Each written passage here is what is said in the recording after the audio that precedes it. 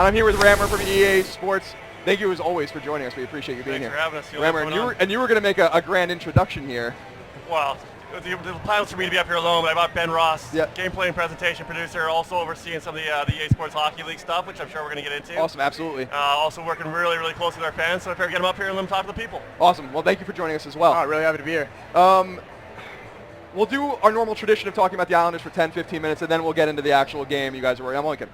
NHL 16. As you were saying, it's unbelievable. You know, I started playing the game, NHL 93, NHL PA 93, I think it was on Genesis. Yep. We're getting old.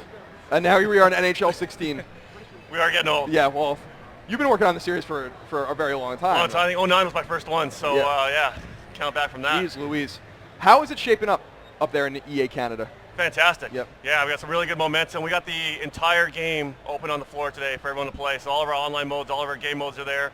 All the gameplay, new gameplay and presentation, the entire thing is open. This is the first time for us we come to E3 with the entire game open. So team's really proud of where we are right now. We still got a little bit to go, but excited for the launch of 16. Awesome. Now I have to ask the question, and it's a hard question, but NHL 15 was not well received on PS4 and Xbox One. The game was fine. It played. I thought it played great. Yep. But it was missing modes. It was very stripped down. Yep. How did you guys deal with that feedback? Did you expect that kind of feedback when you got it from the players? Yeah, well, we pushed really hard all the way through to the end, and then at the end we couldn't get. We knew when we understood what else we couldn't get in the game with the EA Sports Hockey League specifically. We knew that our fans were going to be upset about that, and that's why once 15 launched, we started working very, very close with our fans. We instituted a game changer program. We've got 12 people representing the community and their views. We have a live Skype chat going. They're probably buzzing in my pocket right now that we bounce ideas off of. So we went full disclosure early on. We said we understand where we're coming from with the depth and breadth. Gameplay and presentation. First of all, gameplay and presentation. If you don't have great gameplay and presentation, it doesn't matter what else you do. So it's important that we nail that right off the bat for NHL 15. And then with the depth and breadth of the game modes that we're missing, we worked with our fans and the game changers to really prioritize that feature list, what to bring back, when to bring it back, what the most important elements of those are, which ones need changing. And we did something we've never done before. We exposed our entire feature set, what we were thinking early on, to these guys who we don't have a great relationship with. It was something we were starting off, and we gave them the entire thing. We said, on Monday when you guys go home, the entire feature set might be on the internet. So, we're trusting you guys to build this relationship. Right. It's something we want to build long-term for the future so that we can bounce ideas off you. As our feature set was coming together this year and features come together, Ben will hop on there and ask him about poke checking and different thoughts or different theories around how we want poke checking to work, and we get feedback in real time and leverage that feedback to make changes. So it's been a really, really great experience, leveraging our fans, leveraging the game changers to build NHL 16. What are every year we talk about the game, and you guys always identify 2, 3, 4 features in terms of gameplay, whether it's poke checking or something like that, or it's when helmets are flying off, goaltenders' helmets flying off, whatever it is, nets kind of popping off in a more realistic way, whatever it might be. What is identified this year for NHL 16 that you guys went into, in addition, of course, to the modes that we'll get into later? But what were some of the key core hockey things that you guys kind of added into the game this year? Yeah, so the real thing there was to not do those surface level things. We knew that we were bringing back EA Sports Hockey League, so trying to get into great multiplayer gameplay. For us back in the studio, we said gameplay balance is king, and it's always important in any sports game, but this year it was going to be prime. It was going to be the most important thing for us, and say, how can we make the game fun to play from every single position on the ice? So we looked at features that were going to complement that as much as possible. We didn't want to say, oh, we're going to bring back glass breaking and try to make the nets come off the moorings better and stuff like that. It was going to have to be about how are we going to make it fun to play with the puck? How's it going to be fun to defend the puck? What are you doing to get open as an offensive player away from the puck? And what are you going to do, even if you're the weak side defender, how can it be fun to play that position? So that really led to the feature set, which was around pickups, around skating, and then really going back to all our core mechanics as well to look at passing, shooting, the physics again, looking at hitting. We added back stumbles and making sure that had a really nice progression all the way through so that a big power forward could actually shrug off checks, whereas maybe a small sniper that if he's not dangling well, then you're going to lay him out into the board. So that was what's going to be really important when we get into EA Sports Hockey League gameplay, and that really helps us across the whole game because our Play Now experience with NHL stars, where that balance is generated from what we see from the real world of hockey, that plays that much better as well. I've always wondered, as someone who played hockey, a great deal when I was a kid, all year round, and then kind of also played the video games, and always felt that they were very different experiences. Being actually on the ice and then playing the game, and you can only capture so much of the essence of it. How do you keep the game fun while you still keep the game realistic? In other words, you're playing the New Jersey Devils in the late 90s, early 2000s, they're going to play the trap, and that's going to be awful and boring hockey, and you don't want to watch it, you don't want to play it. How do you kind of find, identify, like, you want these crisp passes, these sharp turns, these great shots in the slot, great blocking, all this kind of stuff, fluid goaltending, while at the same time keeping it fun so that it's not the more dead puck era hockey that we kind of exist in today, which I like, but a lot of people don't. Yeah. How do you kind of deal? How do you kind of? Because I like defensive and goaltending, defensive hockey and goaltending, but a lot of people don't like the 1-0 or the 2-1 games. They want the barn burners. So how do you balance the realism with the still kind of arcadey nature of NHL? Yeah. So that's the discussion we have every single day. We always talk about the different type of players that play our game, the ones that want to really like sweat it out, and it's like a hardcore simulation. They want to see when the sticks go through, like even if they're going through legs, that they're losing the puck off of those little interactions. So if you go to get a puck in the corner, it might stay in the corner and it's bouncing around and it's scrambly. So when we look at our default gameplay, that's not necessarily a prime focus there. It's about having control of the puck, setting up the one-timers, laying the big hits. But when it gets to online competitive play, EA Sports Hockey League gameplay, we look at all that stuff and we make sure that it is a little bit more about sweating it out, and that's when those guys are having fun playing, and that's where we're getting a lot of feedback in the way that they want to play that style of game. But at the same time, we need to look back at the roots and why the game has been fun. Why is hockey translate so well to a video game? And it's because the sport itself is high-flying. There are big hits. There's fights. There is high-scoring games and stuff like that. So we want to make sure that we do represent that. And you are playing with these players. What is it like to play with an NHL player? The twitch part of the game shouldn't be the divide. We want to make sure that you feel like Ovechkin. So if you're open in the slot, it isn't about whether you can do something with your thumb on the controller. If you do it at the right time, you're going to lay into a one-timer. It's going to be bar down and back of the other guy's net. And you're going to be able to celebrate in the glory and goal horn going off and all that stuff. So definitely a balance there, and I think that comes through sort of in the ratings of the players and making sure that you feel like Ovechkin and it doesn't feel like me, myself, like out on the ice, because I wouldn't be able to compete at that level. That's the thing, though. When we talk to fans about anyone who picks up our game, they expect it to play like hockey. But you ask them what hockey is and what they think authentic hockey actually is. It's different for so many people, and that's what we have. The different game styles. Our default experience is a little more arcadey, a little more loose. People say, "Oh, well, hockey to me is fast-paced, lots of hits, get into a fight, and score lots of goals," and that's more of our default experience. And then you get the more authentic hockey guy who wants to sit back and play the trap and plug up the neutral zone. So it's really trying to nail both those experiences. And as you go more to the online, like Ben was saying, it's trying to get more towards the authenticity. I'm curious about the modes now that we can kind of get into this. We're obviously bringing back EA SHL and all these kinds of things that you guys weren't able to get into the current gen versions of the game, but obviously the last gen versions of the game kind of remain the same. What does the full mode set kind of look like to you guys, and you feel like it's like robust enough to kind of gain back the trust you guys are talking about with some of your most hardcore players? Do you feel like when you put this game out, this is going to be kind of the robust modes and kind of the number of modes that are going to keep people engaged and excited about the game this year?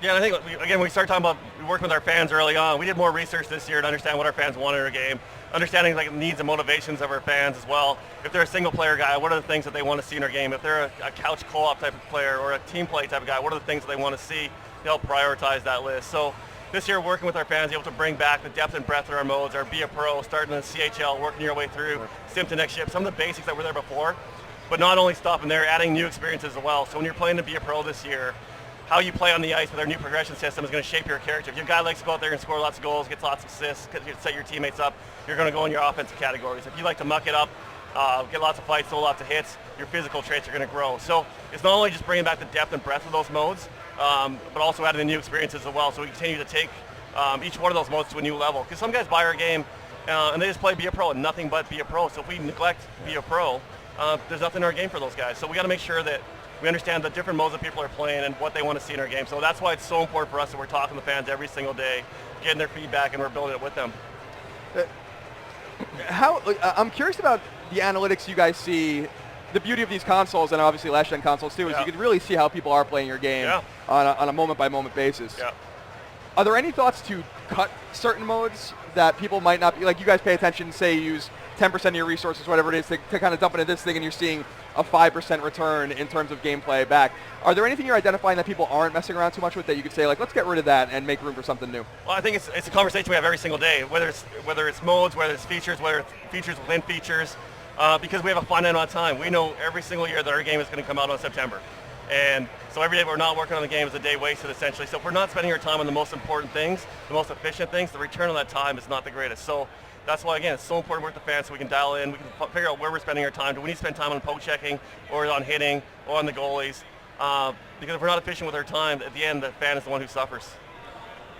I thought you were going to jump in. I'm sorry. No, I just agree. So like having the guys come into our studio and like Rammer was saying, being on the Skype chat all the time, being able to throw them ideas, that just allows us to take what is already a top 10 list. We know what people want. They're very vocal and passionate about what they want. So we've got those lists, but a matter of something moving from 9 to 8, moving its way up to as it gets to 1 as we cross items off that list, making sure that we're always working on the most important thing. The other thing with the analytics too is now we can track players and when they play our modes and be a pro. And if we see that most of the people are getting to halfway through the season and then falling off, we need to sit back and look at that data and understand what's that trying to tell us? What's happening halfway through the season that we're starting to lose people, right? So really leveraging, again, the analytics to just build better experiences throughout the board. What about the level of granularity in the modes that already exist? One of my favorite things to do, I don't often play, I play NHL every year, but I don't play it online. Yeah. Probably because I'm not good enough. I like to play a season mode. I like to kind of be a GM. I kind of like to manage my team. Yep. There comes a point where I'll, beat Garth Snow and kind of just go, which is, good or bad depending on your perspective. Good now, probably bad 4 or 5 years ago. And kind of just manage my team, simulate the games.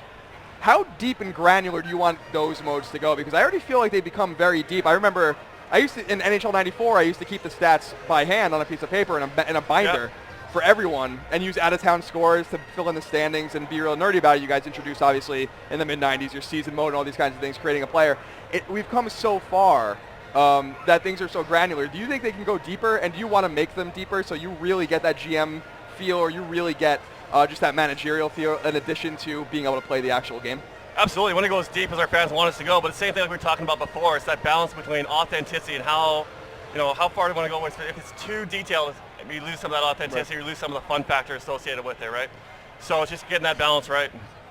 And tell me a little bit about the announcing, because Doc is amazing, right? Yeah. Absolutely amazing. I Yeah. don't know where Greg's bouncing around here somewhere, but Greg's not a hockey fan. I watch hockey constantly, and he loves just listening to Doc and how he ramps up and gets excited. How was it working with Doc and Olchik to kind of get their feel for hockey, which is so very unique, I think, compared to a lot of other announcing duos? What was that experience kind of like for you guys? Ben's the one in the studio with them every single day, so. Yeah. So it's amazing, exactly as you said. So the best part of the day is actually when we get into the studio in the morning before the mics are on and you got Doc walking through the door telling us a story. That's just something you'll never forget. And he's always got a new one. I think that we could sit down with him every day and we're always telling him, like, you've got to write a book because more people need to hear these stories. It's just amazing. And then just his character. So we heard from fans playing the game after we put out the first time. We were really happy with the first year of it, but capturing that emotion. They're saying, you really got to nail that goal call. And so we worked on that a lot this year. We also worked on ramping up that emotion during play. So we're recognized now, whether you're pinning a team in, you have that energy, that he gets that much more excited. So I think that's just our job, to keep trying to capture that energy, because he is very unique, and that's why he's amazing at what he does, and that's why people love to listen to him broadcast games. And Eddie compliments him so well. Right. I think he's been a student being underneath Doc, listening to what it's like to be a broadcaster, and obviously brings a lot of his hockey expertise, and that's why he's in the role that he's in. And then it's the same thing for us working with Ray. It's great to have somebody so close to us in the studio, and when he comes in, he gives his perspective. And we try to do that too. It's the authenticity side of asking Ray, well, okay, you're commentating on this play from ice level, and we get more sort of the analysis side from Eddie and breaking down a play, and just getting their hockey expertise, the things that they've seen, stuff that other people never see in terms of the experience, what it's like to be a player. And you work your way through be a pro season, you're going to hear from Eddie and some of sort of the anecdotes of what it was like to play in that first game and stuff like that. So I think that even some of that commentary is really great for somebody who might not ever get an experience to step on into some of these arenas at a professional level. Was there a list of vocabulary words that he had to use? Soccering the puck into the corner, fluttering the puck into the slot. A little waffle board somewhere in there. Stopped it with the old waffle board. I missed the waffle board blocker. I gotta be honest with you. It's a classy look. Speaking of getting old. Yeah, exactly. I mean, I played goal when I was a kid, and I was just at the tail end of getting the black Vaughn blocker and all this, the wave and all that kind of stuff. And I would look back and I'm like, there's something classy about the Billy Smith kind of style of goaltending, but I digress. The other thing I'm kind of curious about with him in particular is a lot of his excitement seems to be from his own authentic surprise about what's happening in the game at the time, and that's what his ramp-ups are so exciting. Do you have to fish that out of him, or is he good enough where he can kind of fake it? Because he's obviously not watching a live game. I've always been really curious about how he comes off as so authentic even though he's not situationally watching a game. Yeah, so surprise is a little bit different because obviously we know kind of what we're going to tackle in a day. Right. But we do jump around a lot because we want to make sure that energy is there, and we want to make sure we capture it. So we also can't burn them out. We can't sit there and, okay, let's do goal calls for 700 players in the league and capture that authenticity. It'd be like being at E3 for 3 days straight. Yeah. So obviously there is a balance there. But we don't script anything for them. We give them a context, and that's where sort of in the moment we can say, oh, the puck just bounced off the boards and a player came through to chop it and missed. Go. So he does sort of get kind of an element of surprise to sort of jump in and try to think of things on the spot. But at the same time, you can't quite get what it is in the real world, and that's why we just have to keep trying. Right. And we've tried different things like putting real world footage in front of them. Last year, Eddie was commenting on replays, and we're actually putting the replays in front of them because when it's more of an analysis, it is sort of one-to-one. It's exactly the same as they are watching a replay on their telestrator in the real world. So for us to put a YouTube clip or something like that from like a one-timer or something like that, then that kind of does match one-to-one. So I don't think that in that case it's much different. But there's obviously some technical challenges for us too. They're mentioning names of teams and players and stuff all over the place. For our audio artists and software engineers to put that stuff together and stitch it together, there's some big technical challenges there too. And absolutely, they've been really excited to work with us because we're amazed at what they can do, the same as what you're saying, coming in and saying like, wow, what an amazing commentary team. And then Doc worked on some video games in the past, and when we started working with him day one, he was just like, wow, it's incredible what you guys can do now. So it's been a really fun relationship for them to realize what we can do technically and trying to continue to push that bar and have them that invested. Doc will sometimes come to a new day and say, oh, I was just writing up some stuff last night, and we're like, well, you didn't have to do that, and he kind of puts it in front of us, so it's been really exciting. Awesome. I have a question that I'm actually really interested in your answer to this, because typically teams will play in the same barn for 10, 15, 20, 30, 40, 50, 60 years. My Islanders are moving to Barclays now. Yeah. What is the situation for your team to have to now recreate that new building that you haven't had to bother with for a long time and discard Nassau Coliseum? Yeah. Do you send people to the building to kind of take pictures and figure it out, or are you just looking at video of pregame? What is that situation like to kind of render a new building like that and render a new barn and make it authentic? It's a little different per building.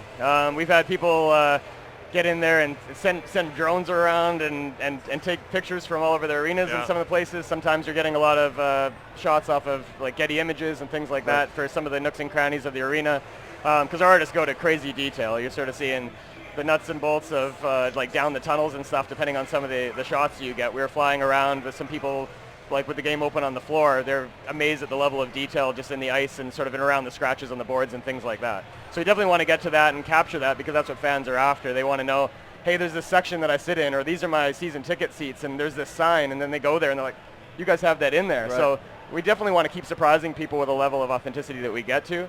I think that when we get a new arena, or the art team kind of goes like, oh, we just finished building this one and now they've moved to another one, but I think that it's also exciting for us because that's something new that we can put into the game. So when the real world changes for us, unlike a game where you're sort of writing the script from scratch, you're sort of waiting for those things to happen to be able to release a new level, like so to speak. So it's kind of neat when they do something like that. And Barclays is such a unique venue that people are asking us, like, is this exactly where the Jumbotron is, and is this exactly where the seats are? And we've had to do some unique things on our side, on the rendering side, because of the way that our gameplay cameras work before, and just where some of their overhangs of some of the balconies are, that have created some like technical challenges for us, not just artist challenges. So yeah, you'll see right now if you come by and when you play it, you look going to Barclays, the scoreboard is actually not over center off center, ice. yeah, it's awesome. Off center. It's interesting. And no Very seats unique. behind one of the nets and all that. Yeah, it's so weird. There's some challenging seats in there for sure. Maybe they should have planned it a little better, but I'm glad they didn't move to Kansas City, so I'll take it. All right, I'm curious about, and I know this is more of a business question, but I'm curious about your thoughts as the kind of creative guys that are, leading teams making this game every year. How do you feel about NHL as a future a platform as opposed to a game? In other words, what I mean is, well, EA Sports NHL one day turn into something that is just released and then consistently updated as one singular product as opposed to kind of a yearly sort of thing. A lot of people are asking, why buy this game every year when they can just they'd give you $10 for the roster updates, or the roster updates are free and all those kinds of things. You used to have to put them in manually, which is the nerdy. You go through the release thing in Newsday every day and see who's released and change it around and hope your battery doesn't die in your Super Nintendo cart. We've come a lot further than that now. But is there a future for the annualized sports game going forward, do you think? Or do you think it's going to become something more unified where you pay piecemeal for updates? I think all games are going to get there. I think that's where the future is going to be. I think how fast we get there is still to be determined. But for us, we're taking steps towards that right now. Really starting to transition to more of a live service with Hockey Ultimate Team and having promos running all the time, new content coming out with our roster updates. Colin, it's Greg. You got 2 minutes left. Thank you, Greg. No problem. Love you a lot, buddy. I ate some beans a second ago. They weren't terrible. You're interrupting Rammer here. He's trying to tell me about something. Hey, you didn't want to wear the IFB. I know. All right. I'm sorry, Rammer. Go ahead. Yeah, so we're taking steps towards that, knowing that that's probably the future. We want to start driving the NHL business like a live service, make it year round, and keep our fans engaged, keep conversation going year round as well with our fans. So we're taking the steps on the development side so that when it does come full bore, that we're ready and set for it. And what state are the last gen versions of the game in still? Are you guys going to be releasing those for at least this year and then the coming years, or are you going to stop support of those eventually? So this year we have NHL 16 Legacy Edition, NHL Legacy Edition, no 16 on it. So limited feature set, roster updates, kind of license art, things like that. And we'll see what the future holds after that. Awesome. It's a loaded question, but on a scale of, 10 to 10, how good is John Tavares? And the answer is 10, of course, but I'll let you kind of expand on that. You want to in real life or in our game? No, in real life. Yeah, in real life. He's in the game, Colin, nobody cares about John Tavares. I'm sorry to break news to you. You have 1 minute left. 1 minute remaining, everybody. He's ridiculous. He's future MVP. Yeah, absolutely. Future MVP. And we were talking about it before the show, but since you guys are such big hockey fans like me, the final, you enjoyed the final, Blackhawks Lightning. You guys, the entire last 2 years. So Canucks haven't made runs, not playoffs last year. Knocked out the first round this year. The playoff hockey has been unbelievable, and I watched as many games as I can as a hockey fan, so it was great. Awesome. Greg, we're wrapping up early since you're just going to keep saying things in the microphone. You know what? This is just the life you asked for. It is the life I asked for. That's true. I love you. I love you too, but it's These better. These guys are really good guests. They have are a good great guests. camaraderie with them. Oh, well, hockey fans, they can identify other hockey fans. Do they call jerseys sweaters too? Yeah, I'm sure they do. 10 seconds. 10 seconds. That was a new thing to Greg, is that he didn't know jerseys were called 5. sweaters. All right, we're going. 3. Rammer, 2. Ben from EA Sports, NHL 16. Bye.